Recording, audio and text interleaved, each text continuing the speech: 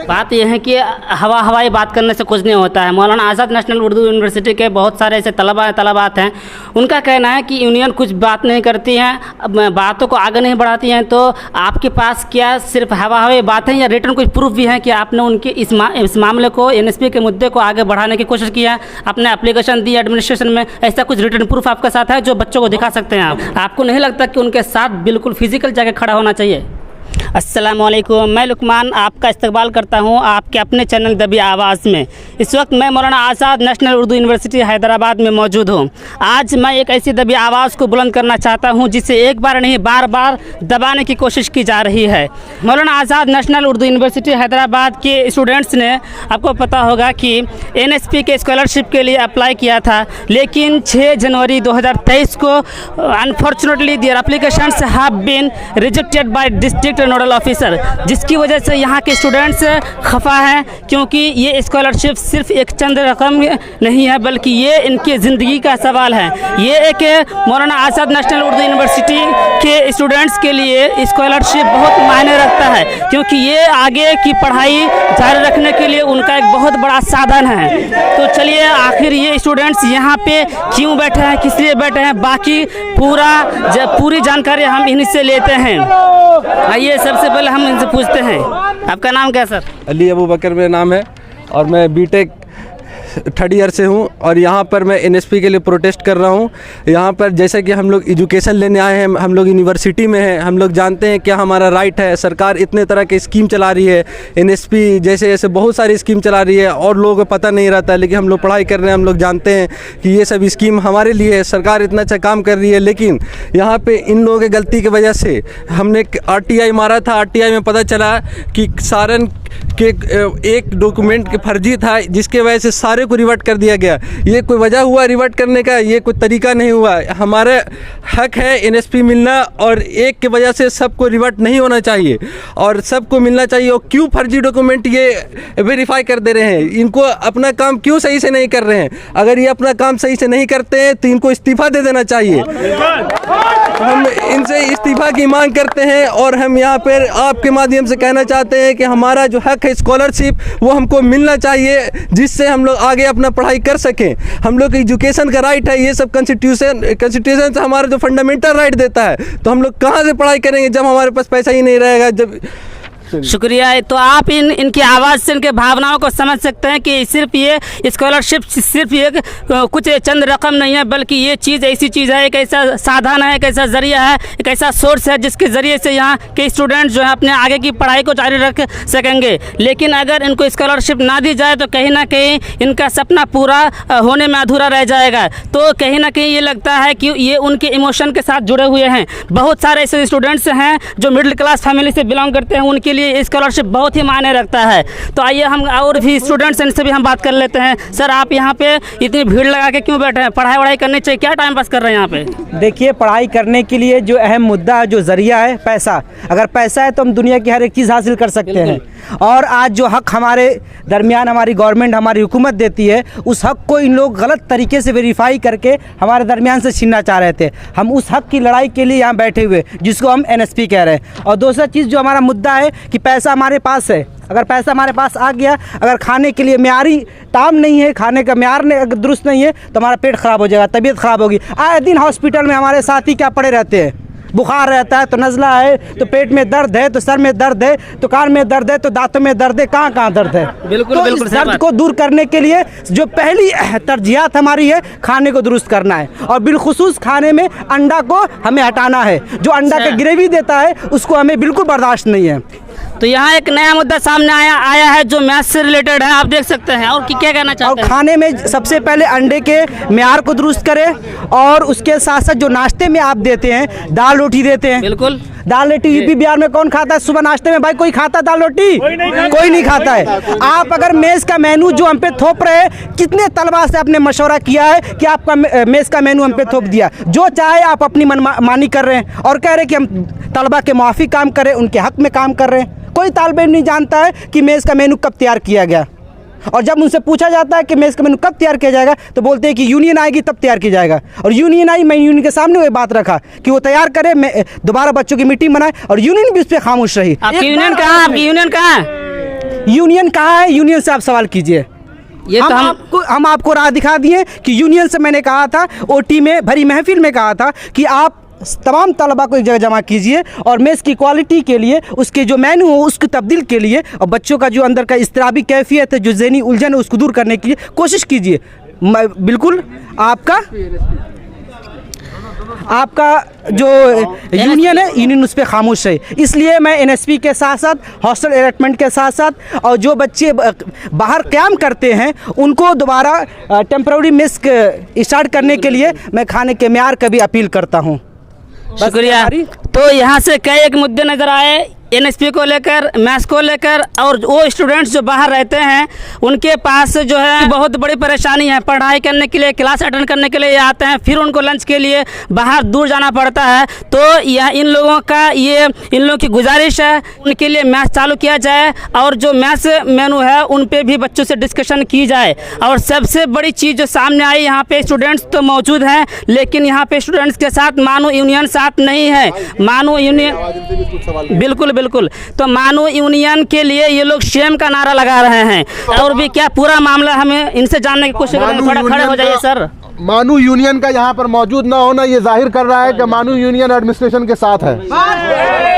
तो इस बात पे हमें बहुत अफसोस है कि मानू यूनियन यहाँ पे मौजूद नहीं है। और दूसरी बात यह है कि मानू के बच्चों का मसला है एनएसपी का, जिसकी वजह से यहाँ पे आज सभी इतना बड़ा मुद्दा है, पूरी यूनिवर्सिटी के स्टूडेंट्स यहाँ पे मौजूद है, लेकिन मानू यूनियन यहाँ पे मौजूद नहीं है। तो कहीं ना कहीं मानू यूनियन की कमजोरी साबित हो रही है। और ये भी ये दिख रहा है कि मानू यूनियन भी कहीं ना कहीं एडमिनिस्ट्रेशन के साथ है, जो बच्चों के खिलाफ है। और क्या कहना चाहेंगे सर? बिल्कुल, मैं ये कहना चाहूँगा कि यहाँ पे 1800 बच्चों का मसला है, और अगर मानू एडमिनिस्ट्रेशन उन बच्चों को अपनी गलती की वजह से ये पैसा नहीं दिला पाता है तो ये वादा करे आकर कि हम अपनी जानिब से ये पैसा या रकम देंगे।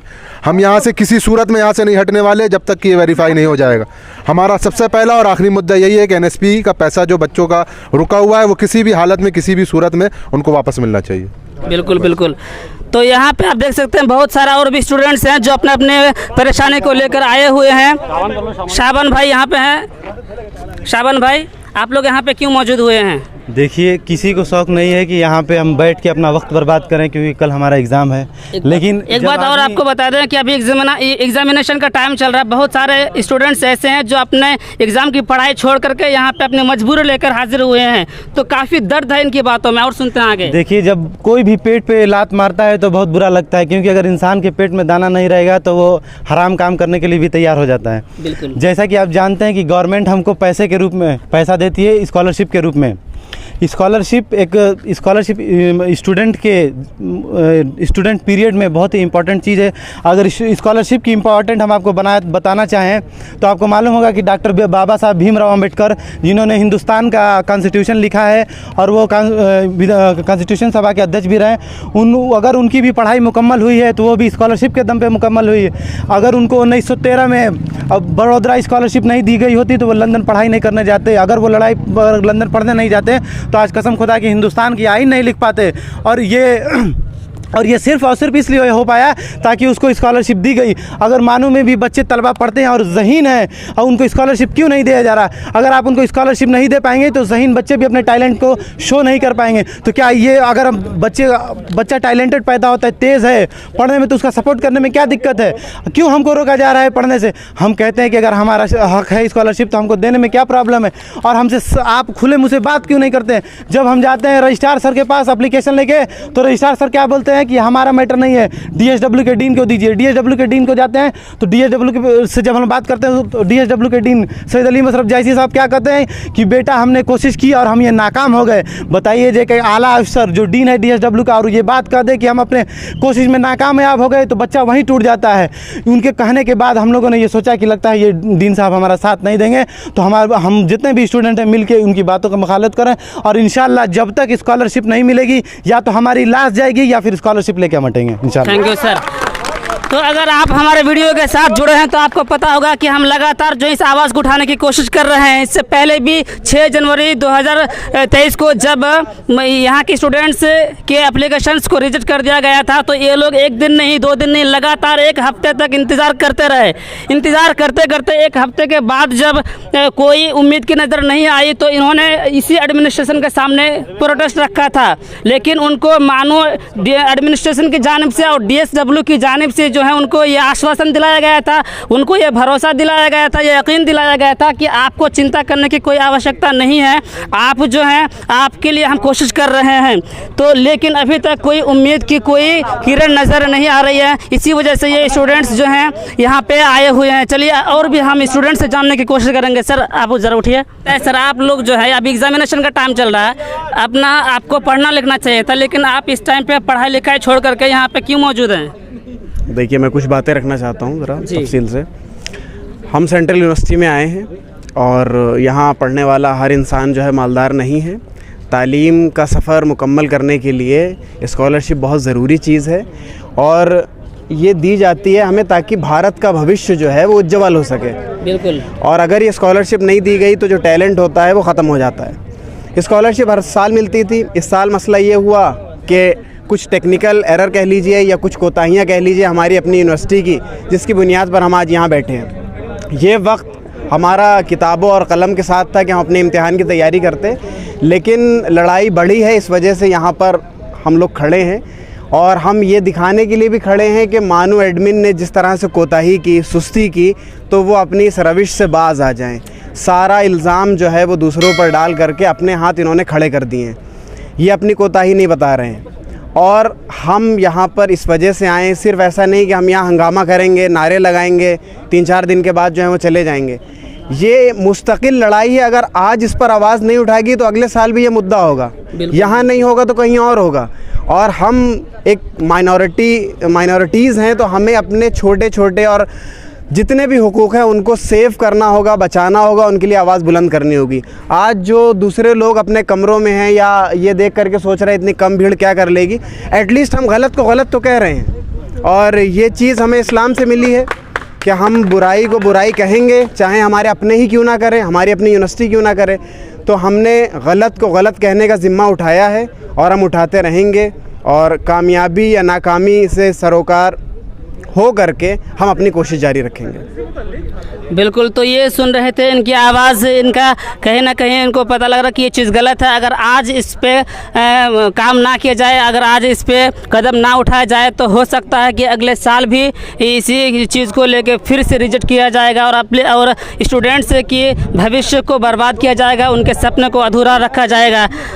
यहाँ हमारे सामने कुछ गर्ल्स भी मौजूद हैं जो अपनी पढ़ाई लिखाई छोड़ करके यहाँ आए हुए हैं। अभी जो है मौलाना आज़ाद नेशनल उर्दू यूनिवर्सिटी के यूनियन से, मानो एडमिनिस्ट्रेशन से और मानो के DSW की पूरी टीम से ये गुजारिश है कि आप जो है यहाँ के स्टूडेंट्स की आवाज़ सुने, इनकी दबी आवाज़ को बुलंद करें, क्योंकि ये स्कॉलरशिप उनके लिए काफ़ी मायने रखता है, उनके सपने पूरे करने का एक साधन है, एक ज़रिया है, एक सोर्स है।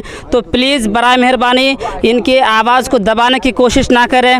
आपने देखा भी कि मौलाना आज़ाद नेशनल उर्दू यूनिवर्सिटी के स्टूडेंट्स मानो एडमिनिस्ट्रेशन बिल्डिंग के सामने प्रोटेस्ट कर रहे हैं और इस वक्त हम जो है खड़े हैं मानो यूनियन की ऑफिस के बिल्कुल सामने, ठीक सामने हम खड़े हैं। ऑफिस में हम चलते हैं और आपको दिखाते हैं क्या मामला है पूरा। NSP को लेकर के हम मानो यूनियन से जानने की कोशिश करेंगे, हम सवाल करवे करेंगे और जवाब उनसे भी लेंगे कि आखिर क्या वजह है कि इस मुद्दे को यूनियन उठा नहीं रही है। हम इनसे सवाल करते हैं। आइए।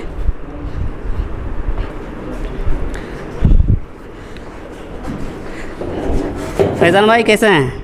कासिम भाई बैठिए आइए बैठिए। कहाँ जा रहे हैं आप? फैज़ान भाई कैसे हैं आप लोग? ठीक है हम लोग। आप कैसे हैं? अल्लाह का शुक्र है। कैसे हैं? अल्लाह का शुक्र है। तो फैज़ान भाई जैसा कि आपको पता है कि आज जो है मौलाना आज़ाद नेशनल उर्दू यूनिवर्सिटी के स्टूडेंट्स मानो एडमिनिस्ट्रेशन बिल्डिंग के सामने जो है प्रोटेस्ट कर रहे हैं। तो क्या वजह है कि आप उनका साथ नहीं दे रहे हैं? क्योंकि बच्चे वहाँ पे आपको याद कर रहे हैं और ये भी बता रहे हैं कि मानो यूनियन कमज़ोर है, हमारा साथ नहीं दे रही है। आखिर क्या वजह है? आप उनके साथ क्यों खड़े नहीं होना चाहते हैं? देखिए, हम मानू के एक तलबा के साथ खड़े हैं, डे 1 से खड़े हैं, और जो भी मसाइल है उन मसाइल के हल के लिए हम कोशिश कर रहे हैं। जुमा से पहले ही हमारी मीटिंग हुई है वाइस चांसलर साहब के साथ, और वाइस चांसलर साहब ने जो हॉस्टल का मसला है, मेस का मसला है, उसके लिए 7 तारीख का वक्त उन्होंने लिया है, क्योंकि उस दिन वो पूरे जो प्रॉक्टर साहब, प्रोवोस्ट, दोनों बॉयज़ एंड गर्ल्स हॉस्टल के जो प्रोवोस्ट है उनके साथ मीटिंग करेंगे। इसके अलावा वाइस चांसलर अभी दिल्ली जा रहे हैं, 6 तारीख को उनकी दिल्ली में भी मीटिंग है, तो उनसे हमारी बात हुई। हम कंटिन्यू NSP के मुद्दे पर भी टच पे हैं, और रजिस्ट्रार साहब से हमारी बात हुई थी पिछले दिनों, पिछले मंडे को बात हुई थी, उन्होंने 1 हफ्ते का हमसे वक्त भी लिया है। वीसी साहब से भी बात हुई इस मौजू के ऊपर, वीसी साहब दिल्ली भी जा रहे हैं, और कंटिन्यू वो लोग जो फॉलो अप कर रहे हैं, हम लोग कंटिन्यू उनके ऊपर हम लोग प्रेशर बनाए हुए एडमिन के ऊपर, और डे 1 से हम लोग इस लड़ाई को लड़ रहे हैं, हर तरीके से लड़ रहे हैं इस लड़ाई को। बाकी बच्चे हमारे कैंपस के प्रोटेस्ट कर रहे हैं, डेमोक्रेटिक राइट है उनका, प्रोटेस्ट करना चाहिए शांतिपूर्ण तरीके से, पुरअमन तरीके से बच्चों को प्रोटेस्ट करने का हक है, और हम भी पुरअमन तरीके से उनके साथ हैं। आप कह रहे हैं कि हम उनके साथ हैं, लेकिन आप यहाँ ऑफिस में बैठे हुए हैं, आपको नहीं लगता कि उनके साथ बिल्कुल फिजिकल जाके खड़ा होना चाहिए? बिल्कुल बिल्कुल, देखिए बच्चों के साथ बिल्कुल हम लोग खड़े हैं, फिजिकल खड़े होना और मोरल खड़े होना, हम बिल्कुल स्टूडेंट के साथ खड़े हैं। हम जुमा से जस्ट पहले हम वीसी सर से मुलाकात करके आए हैं, और मुलाकात करने के बाद अभी हम खाना खा करके ऑफिस आए। ऑफिस में जो काम वगैरह हो उसके लिए हम लोग आए, ऑफिस में पता चला कि कुछ बच्चे प्रोटेस्ट करने के लिए गए हैं। हम आप जाएंगे? बिल्कुल, हम बच्चों से, देखिए हमको जब लगेगा कि बच्चों से मुलाकात करनी चाहिए हम करेंगे, और सारा जो कुछ भी हमने काम किया है उसके ऊपर हम बात करेंगे। हम बच्चों के साथ हैं, बच्चों के साथ खड़े थे, हैं और रहेंगे बच्चों। बात यह है कि हवाई बात करने से कुछ नहीं होता है। मौलाना आज़ाद नेशनल उर्दू यूनिवर्सिटी के बहुत सारे ऐसे तलबात हैं, उनका कहना है कि यूनियन कुछ बात नहीं करती हैं, बातों को आगे नहीं बढ़ाती हैं। तो आपके पास क्या सिर्फ हवाई बात है, या रिटर्न कुछ प्रूफ भी है कि आपने उनके इस मामले को, NSP के मुद्दे को आगे बढ़ाने की कोशिश की है, आपने एप्लीकेशन दी एडमिनिस्ट्रेशन में, ऐसा कुछ रिटर्न प्रूफ आपके साथ है जो बच्चों को दिखा सकते हैं आप? कंटिन्यू इस इशू पे लगे हुए हैं, कंटिन्यू इस इशू पे हमने बात की है। हमारे साथ जो भी चीज़ें हुई हैं, हम सारी चीज़ें हम बच्चों के साथ हम शेयर भी करेंगे, जब वक्त आने पर हम सारी चीज़ें दिखाएंगे। फिलहाल हमारी लड़ाई जारी है, हमारा एक ही कंसर्न है कि NSP कैसे भी वापस आए, हम इसलिए लड़ाई को हम लोग जारी रखे हुए हैं। बिल्कुल, शुक्रिया हमसे बात करने के लिए। तो आप सुन रहे थे फैज़ान भाई को। फैज़ान भाई का कहना है कि वक्त आने पर हम सब कुछ प्रूफ के साथ दिखा देंगे, अभी हम जो हैं उन पे कार्रवाई कर रहे हैं, हम अपना कदम आगे बढ़ा रहे हैं। जब अपना कदम आगे बढ़ा लेंगे और पूरी बात हो जाएगी तो हम प्रूफ के साथ स्टूडेंट्स के सामने आएंगे, और उन तक हम अपनी आवाज़ को, अपने मुद्दे को सामने उनके साथ साझा करेंगे। हमने क्या कोशिश की, क्या नहीं की, हम उनके साथ बिल्कुल शेयर करेंगे। तो ये फैज़ान भाई थे। यूनियन बात किए हैं कि नहीं किए, हम यूनियन तक आपको पहुंचाने की कोशिश की, और यूनियन ने क्या काम किया है और उनका प्रोसेस क्या है वो आप तक बताने की यूनियन ने भी कोशिश की। तो चलिए, अगर आपको वीडियो अच्छी लगी तो लाइक कीजिए, शेयर कीजिए, और सब्सक्राइब करना बिल्कुल ना भूलें। और इस आवाज़ को मानो के हर स्टूडेंट्स तक पहुंचनी चाहिए, क्योंकि मानो के हर स्टूडेंट्स का हक है कि मानो में क्या एक्टिविटीज़ हो रही हैं, क्या हो रहा है, उनको पूरा जानने का हक है। तो इसलिए इस वीडियो को पूरी यूनिवर्सिटी में फैला दीजिए, सारे स्टूडेंट्स तक ये आवाज़ पहुंचनी चाहिए। Thank you for watching this video.